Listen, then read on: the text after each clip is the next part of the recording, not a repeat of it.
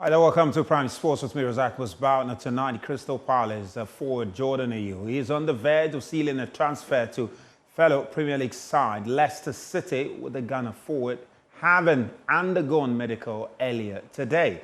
The move follows an agreement between the two clubs on an £8 million transfer fee.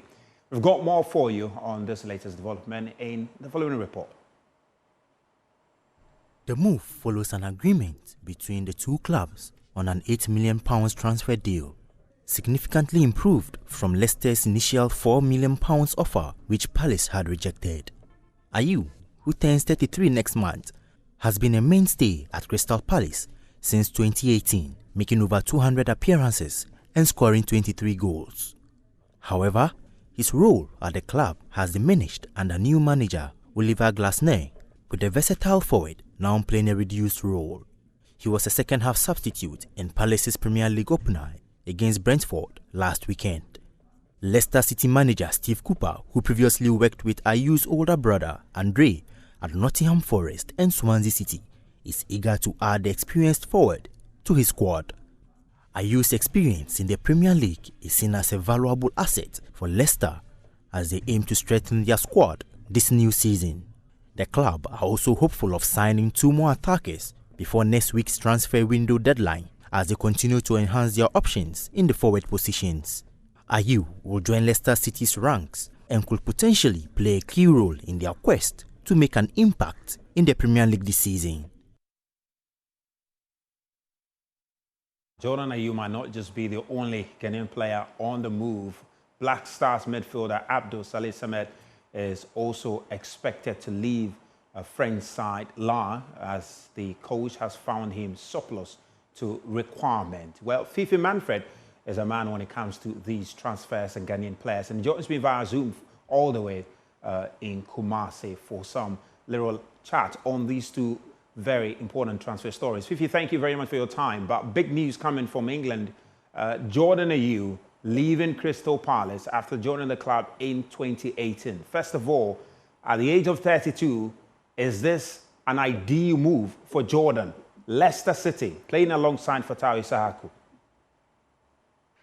Well, thank you very much, Musbao. Ideal move. I think that if you look at the grand scheme of things and what has been happening to him, in the latter part of last season, and even if you listen to Mubarak's reports, you can tell. It's the issue of the little to no game time that he had under Oliver Glasner. Oliver Glasner came in last season and he wanted the 2 inside 10s. Jordan usually tries from out wide, and he didn't really play with wingers that will have the touchline. So he went in for Eberechi Eze and then Michael Olise, who has now joined FC Bayern Munich. After Michael Olise left, he has brought in Daichi Kamada, who is also a different player from Jordan Ayew. And in their last game that they played with 2 players inside, and that was Eberechi Eze and then Daichi Kamada. And Jordan Ayew only found his place on the sidelines. He had to come back later, in the second half, to come and get a few minutes. So at age 32, I think that he needs game time. If he's going to be at any club, he has to be at a club where he's going to play week in and out. Especially in the context of the Black Stars, where he's one of our go-to men. He needs to stay consistent for his club, be it at Crystal Palace or even when he moves to Leicester. So Leicester is the good one. Leicester, in their first game that they played against Tottenham Hotspur, played in that system where they use their wide wingers. They use Fatawu Issahaku and then Mavadidi. Those wing row. And if you look at Jordan Ayew, he likes to come inside, and that's something that their manager wants to do. A winger that can cut in from the right-hand side or left-hand side, get inside and get goals from there, which is something that suits Jordan Ayew. And he is very experienced in the English Premier League also. Yep. Being there, from time in the Championship, from the French League, coming through to the English Premier League, had a lot of game time under Roy Hodgson, but then it's reducing, and I think that's going to be a valuable asset to Leicester City when he joins them finally. Amazing. Just really interested to see how he's going to build that partnership with, Fatawu Issahaku playing on the right wing and him also on the left wing. We'll see how he fares there. But, still, on some Ghanaian players, has to do with Salis Abdul Samed. In the course of the week, we heard that his coach, Allah, have, regarded him as surplus to requirement and has been training with the reserve team. What can you report on him? Is it due to get a club, or his situation is still unclear? So as at about 3 p.m. this afternoon, a lot of the French reporters were reporting that FC Nantes are also looking at Saleh Abdel-Samed after he had been told by his coach at RC Lyon that he's not going to be there. Nantes are really looking at him to see if he can be there. But I see, Musba, the truth of the matter is that if you look at Saleh Abdel-Samed, in the last few years, his form has really dropped. Since the 2022 World Cup, where he joined us in there, since then, post the 2022 World Cup, Saleh's form has really been unstable. I mean, there are games where he has played well, games where he had not played well. And also, most importantly, that has affected his game time. He had about over 2,000 minutes that year, 2022 and 2 seasons ago. Last season, Saleh Abdel-Samed only had 1,000 minutes under his belt for Arsenal. So definitely, he was being given less game time because he wasn't playing well. His form had gone down. And also, he was playing in that middle of the park with Seko Fofana, the Ivorian, 2 seasons ago, where he was on top of his game in the French League. Last season, Seko Fofana had joined the Saudi Pro League, and it was Saleh Abdel-Samed alone. So he was almost every time exposed, and he couldn't really play in that single pivot role. And that's also culminating to that the fact that his form had really dipped post the 2022 World Cup. And it's a little bit worrying. But hey, there are clubs in the French League that really want the service of Saleh Abdel-Samed, and I think that he needs to take those chances when they come and then reinvent his career in the French League. And I know for sure this afternoon that they keep and RMC from France are reporting that Nantes are really, really interested in Saleh Abdel-Samed, and it's a place where he can really reinvent his career. Just before I let you go, though, Fifi, any other transfer moves involving Ghanaian players? I will be very interested to hear anything regarding Black Stars captain Andre Ayew. Still, nothing on Andre Ayew. I mean, this week we've been trying to poke things to see if we can get something from Andre Ayew, but still nothing from there after he left his club. So you're waiting to see. He needs to get a club. He would love to get a club to try and force his way back into the Black Stars. I mean, work his way back into the Black Stars. But still, there is nothing for Captain Andre Ayew as it stands now. Almost every Ghanaian move has been finalized. You look at Ghanaian players that have gone to Atlanta, Ibrahim. If you look at Ghanaian players, if you look at players that are going to get game time, Celta Vigo with players that are returning, everything seems to be fine. There is no Ghanaian player really on the radar that's seeking to move from their club. As it stands now, it looks like the main players are finding their various clubs, apart from Jordan Ayew, who is moving on. I mean, the only thing that we can report on is that FC PAOK are playing the UEFA Conference League playoffs, and then Abdul Babar Rahman scored for his club, but he has said that he's not going to play for the Black Stars again. Fifi Manfred, thank you very much for that very insightful insight on Black Star players. Well, let's move away from the Black Star players and turn attention to the FA Cup champions in Saint-Germain, because they've departed from Ghana for Cameroon ahead of the reverse fixture of the CAF Confederations Cup first preliminary tie against Chad Select Sport. The Ghana FA Cup champions hold a healthy 3-0 advantage from the first leg at the Accra Sports Stadium, but are expecting a different game on Saturday. Now, Haruna Mubarak visited the team at the training ground early in the week and now reports. Despite a comfortable victory in Accra, Saint-Germain know that nothing is guaranteed until the final whistle in Chad. The upcoming second leg on Saturday is crucial, and this final training session is the team's chance to fine-tune their performance and address any remaining issues. 26 players participated in the session, which largely focused on tactics. Yeah, it let me feel better, so I think our matches is not easy for us, but our coach tell us that we should keep pushing hard and work hard. If we keep pushing hard, we will make it. So we are trying our best to push forward. What's your personal goal in the second leg? In the first leg, you scored 2.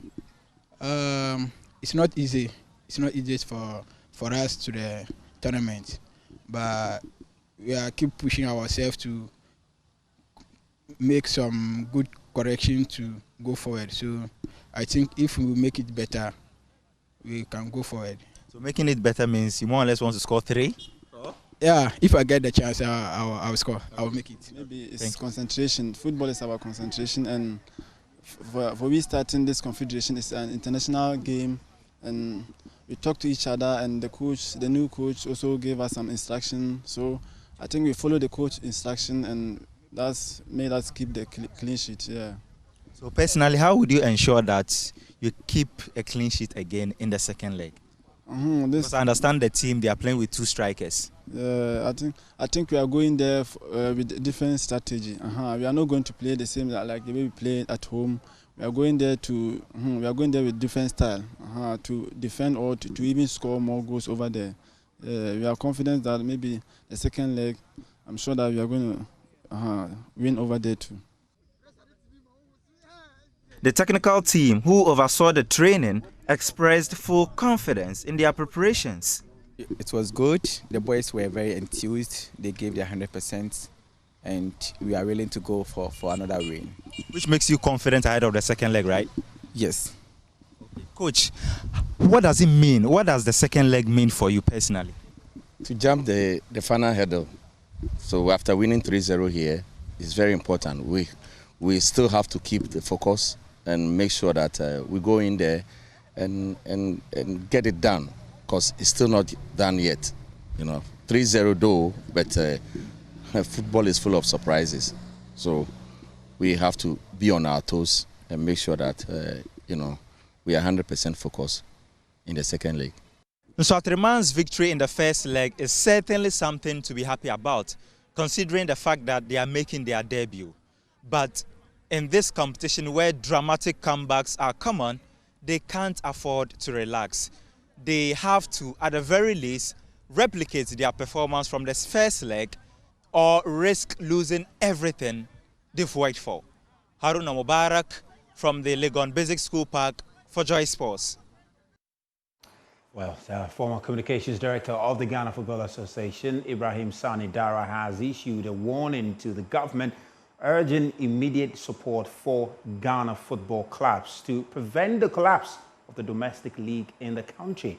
Now, speaking on Prime Take with Mufana Bila Abdullahi, Sannie emphasized the critical role of government intervention in sustaining the sport at the national level.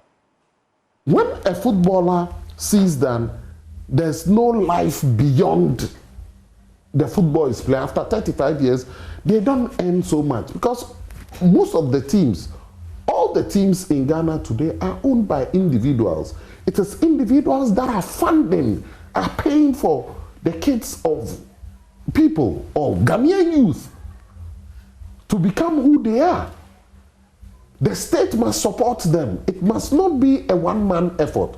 Those days, when somebody is even playing in the domestic league, he's employed by the police, the army. Yeah. And Ali Jara, for instance, was employed by fire service. Yeah. So was Sam Johnson.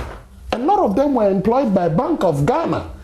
All of these state agencies had some way, somehow, something to do with sports recruitment when they recruited every year. There was Gapoha, there was New Plan Stars, there was Aquatex. Exactly. So these are some of the things that we must go back to.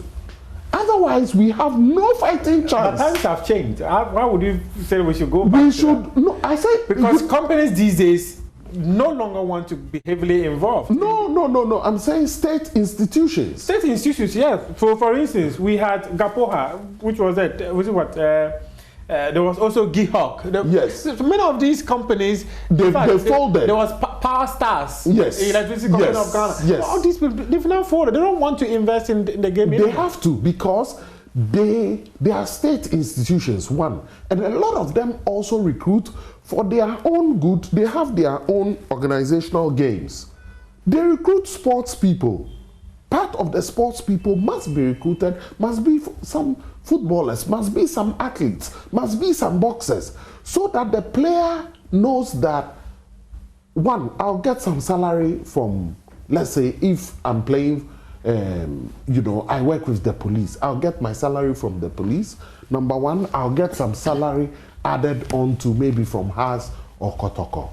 Then finally, when I retire from football, I'll also have a full-time job to fall on and then have a pension. So I think that Not only should government change its strategy, it must have a strategy for this. Otherwise, our domestic leagues will die and it will be on their heads. Well, we get the full interview tomorrow on the AM show, and also on Saturday and Sunday at 7:30, you can get the full interview over there. Well, let's do some really interesting sport, and it's jiu-jitsu, often referred to as the gentle art. It's a martial art that emphasizes technique over strength, allowing a smaller person to defend against larger, stronger opponent. Now, the Ghana Jiu-Jitsu Federation, formed only in 2018 by Maxwell Bokete, has grown to become one of the fast rising sports federations here in Ghana. The federation has been preparing intensely to host the Africa Open Combat Jiu-Jitsu Championship slated for this weekend. And well, in studio is the 2024 National Jiu-Jitsu Heavyweight Champion, who doubles as the head of marketing and promotions at the federation, John Chitandas and Ni Kwete Kote. And I hope you got your name right. Kwate. Kwate. Yes. Yeah, that's a nice one. But did I get the Chitandas Yeah, right? you got it perfect. Amazing stuff, amazing stuff. You know, just before the camera came to us, we saw the visuals on the screen and what they go through. To be very frank, is one of the sports I like because it looks interesting. Yeah. It looks interesting. This is how, when, you know, growing up, we often used to fight. All right? Yeah, definitely. You'd spar with your boys, you know. It would be one of those things that you'd always just do it for fun, but then you realize that even back in the day, like, the sport kind of grew around in the 90s because the Brazilian Jiu-Jitsu, a Brazilian family called the Gracies, fought in the first UFC tournament, and they had a representative, Horace Gracie, and he won. He beat wrestlers, kickboxers, Muay Thai fighters, all of them, just by grappling them, choking them out, or having them in an arm lock or a leg lock. Amazing. And in 2018, you know, the federation was formed, and since then, it does appear that so many people have shown interest in the sport. Can you talk to me about that? Yeah, I feel as if it's been a slow but gradual, slow but steady progress that we've had in the sports. People have really seen what the sports can bring to the combat world here in Africa and around the world, because it's blown up around the world, in Europe, in the US, in Brazil. And we just realized that everyone wants to learn how to fight, just to protect themselves. And I feel as if Jiu-Jitsu is even one of the best martial arts you can learn as a self-defense mechanism for in any situation you get put in. Amazing stuff, amazing stuff. And since then, I'm sure you've had a series of, you know, championships. You emerged the 2024 National Heavyweight Champion. Talk to me about that event. It took place earlier in the year, Yes, right? it took place March 30th. It was a Saturday, just like how we're about to have this one this weekend. That was actually my second tournament ever, because I actually started training Jiu-Jitsu September of last year. So, amazing. You started training September of last year. Yeah, I won the tournament as a white belt. Amazing. I'm now a blue belt. Amazing. Yeah. Amazing. Amazing. That's really, really interesting, and it looks like it's you know, like you mentioned, gathering momentum and getting to compete among the top sport. But you have a championship coming up, an African Open Championship coming up this weekend. Talk to me about that. Okay, so we have 6 countries competing, including Ghana. Okay. So the countries that are coming in are Nigeria, Algeria, Burkina Faso, Togo, Benin, and Nigeria. So sorry. Yeah. So then they are actually flying in between today and tomorrow. And then we will have registration and weigh-ins early in the morning on Saturday, and then the fight starts. So where is the fight taking place? We'd be having at the Accra Sports Stadium, the DJ Athermani Hall. Okay, amazing, amazing. So what's really the essence of this competition? Is it going to be like a qualifier for some world event, or what's at stake here? Yeah, so then the top 3 countries with the most medals are going to go for the World Championship in Poland later in December. Amazing, amazing. So the top 3 countries will go for the World Championship in Poland. Yes. And the event will be happening at the Accra Sports Stadium, that hall just right next to it. Just yes. right next to it. Amazing, amazing. I'm sure you are encouraging more Ghanaians to come and witness it. Why should people turn out? How exciting really is it? It's almost like we're playing human chess. It's always about strategy and a game plan. You can't go in like a mad bull. You have to be the matador. You have to be able to control your opponent and put them down. And it's almost like jiu-jitsu is manipulating the limbs of the body. That's basically it. And they say it's a gentle art because it can be done in a very sleek, calm way, but it's very damaging. So that's why it's called a gentle art. And I've always wondered how one emerges a winner. Is it that, you know, their back needs to touch the ground, or sometimes you see people saying, look, I've given up. Is that the only time one ends? Yeah, it's winner? usually a giving up situation where either you get put in a choke or an arm lock or a leg lock, and if you tap, then you lose. But usually some people are a little too stubborn. So if you're in a choke, they usually don't want to tap because they'll say, oh, maybe they can get out of it or whatever it is. But then in the end, they end up going to sleep due to oxygen deprivation. So just to put it in context, you emerged winner or champion of the heavyweight division by getting people in a position where they had to give up. We actually, for my fights, the final, I went to a decision. We went in overtime. Okay. Because my opponent was 30 kilos heavier than I was. It was a big experience. I didn't really train with someone that size or even my size at that point in time. But then it really showed me how much I can push myself and persevere towards greatness. And I feel as if that's what divides normal people from champions. Amazing, amazing. So you just seen, you know, some visuals. So this was what, one of your training sessions? This was an open mat tournament we had December last year. And this was actually my first tournament that I competed in. I didn't win, but I placed second. But still, it was an interesting experience of, you know, just actually making that step to get on the mat and train and fight. Because I feel as if a lot of people are scared to fight, obviously, getting injured, they don't want to hurt themselves. But then I feel as if the hardest step of getting into a combat sport is trying. So immediately you take that first step and you try, you've done better than almost everyone else. Let's talk about, just finally though, the kind of support you are hoping to get from the authority, with the National Sports Authority, Sports Ministry, especially ahead of this championship. So the NSA actually have sanctioned the event. They've helped us book the Atamani Hall for the event. So far, we haven't had too much support from the sports ministry. I have had to raise the funds through sponsorships, which we like to thank BVM Advisory Services and Aeon Engineering Solutions, and also Nyahu Medical Center for sponsoring an ambulance for the event. And you know, a few individuals who really believe in the vision that we have for the sport as it grows. Amazing. Well, we're all going to be at the Accra Sports Stadium over the weekend, just around the Accra Sports Stadium, and witness this combat sports and see how many medals Ghana will emerge from the competition. Well, that's all we have for you on Prime Sports tonight. Thanks so much for coming to the studio. Thank you very much. We wish you the very best, and we'll see you also tomorrow here at the same time for more in the world of sports. My name is Razak Musbao, and do have a wonderful evening.